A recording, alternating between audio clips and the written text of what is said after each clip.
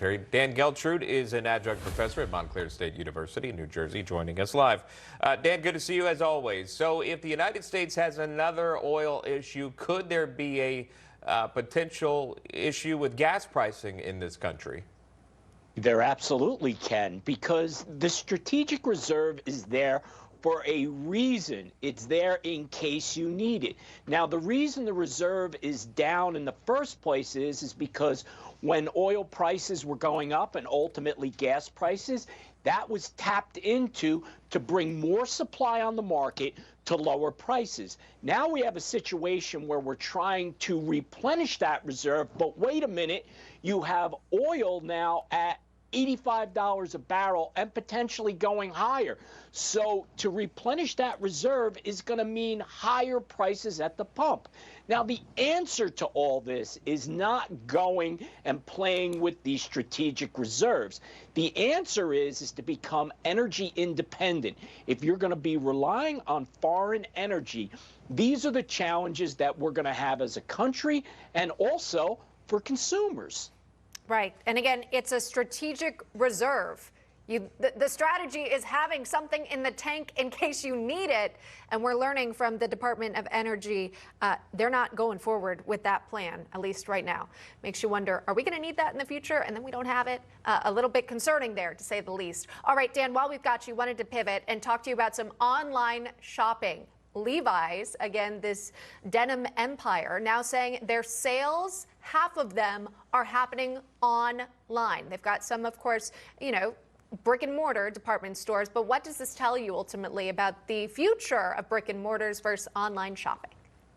Sure. Listen, Levi's are such part of Americana. So I'm glad to see that they are exceeding expectations, both in their revenues and their profits. Here's an example of a company that is understanding what the consumer wants.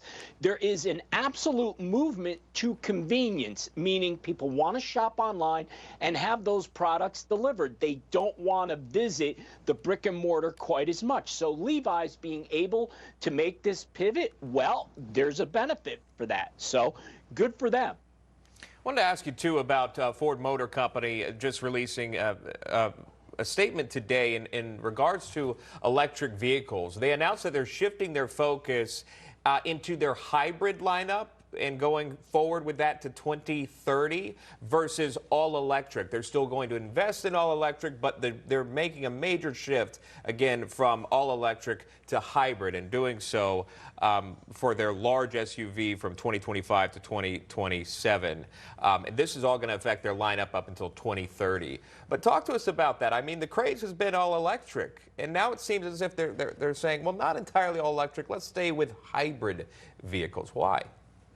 Shaun, this is about common sense. So you have a company that's realizing there are so many factors, price, infrastructure, all these things that we are simply not ready to go all electric. So it is natural to say we need to go from where we are now in terms of gas powered to a hybrid, and then perhaps down the line to all electric. Or listen, maybe hybrid is the answer for the foreseeable future. So I think what Ford is doing here is a solid, common sense business response to what's out there in the market. And I would guess that you're going to see other companies moving in the same direction because it's the right way to do it.